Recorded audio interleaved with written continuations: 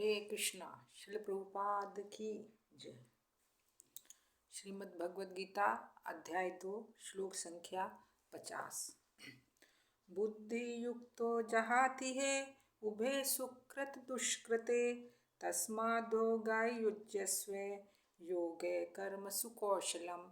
अब भगवान जो है इस श्लोक में कर्म करने की कला कौशल बता रहे हैं कि हमें कौन सा कर्म करना चाहिए। तो भगवान इसमें बोल रहे हैं कि जो कार्य भगवान के लिए किए जाते हैं, चाहे वो अच्छे कर्म है, चाहे बुरे कर्म है, चाहे पाप कर्म है, चाहे पुण्य कर्म है, तो उन कार्यों को यदि हम भगवान को समर्पित कर देते हैं, भगवान के लिए कर्म करते हैं, तो हम अपने को मुक्त कर सकते हैं।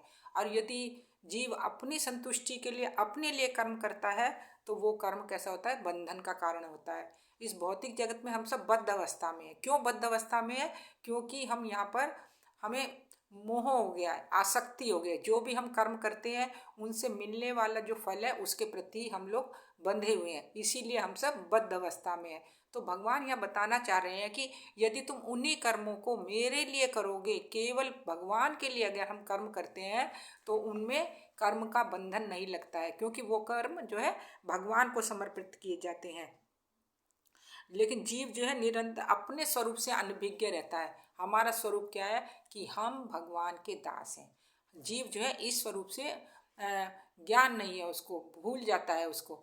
तो हम जब भगवान के दास हैं तो दास का काम क्या है? अपने स्वामी को प्रसन्न करना। तो हम अपने स्वामी को कैसे प्रसन्न कर सकते हैं? हम अपने कर्मों के द्वारा, सेवा के द्वारा। जब हम कोई भी सेवा भगवान के लिए करते हैं तो भगवान उससे प्रसन्न होते हैं। जैसे हम लोग एकादशी व्रत का पालन करते हैं, तो एकादशी व्रत का पालन किसी भौतिक इच्छा से के लिए नहीं किया जाता, बल्कि एकादशी व्रत जो है भगवान की प्रसन्नता के लिए किया जाता है। उससे भगवान प्रसन्न होते हैं। तो इस तरह से यदि हम अपने कर्मों को भगवान की प्रसन्न करने के लिए करते हैं या भगवान की संतुष्टि के लिए करते हैं तो भगवान उससे खुश होते हैं, प्रसन्न होते हैं।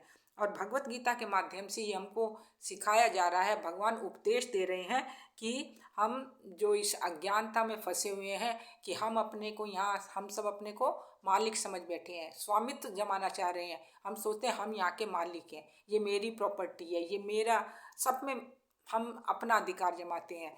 तो ये सब क्या है? हमारी अज्ञानता है, क्योंकि यहाँ पर सबका सब कुछ यहीं की यहीं छूट जाना है, कुछ हमारे साथ नहीं जाने वाला।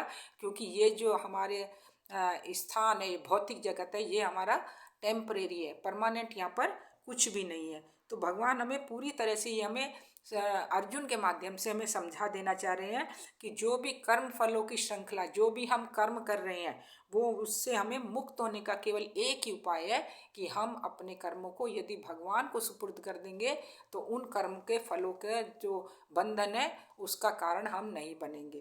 तो काम अतः क्योंकि कर्म फलों को यदि हमें अपने शुद्ध करना है, जो हम कर्म कर रहे हैं उनसे मिलने वाला जो फल है उसको यदि हम शुद्ध करना चाहते हैं तो उसका केवल एक ही उपाय है कि हम अपने हमें कर्म करने हैं वो केवल भगवान की प्रसन्नता के लिए करने हैं, या जो कर्म करना है हमें केवल भगवान के लिए करना है। तो इस तरह से हम जो है भगवान उन कर्म फलों से मिलने वाला जो बंधन है उससे हम लोग पूरी तरह से मुक्त हो सकते हैं। हरे कृष्णा। श्री प्रभुपाद की जय।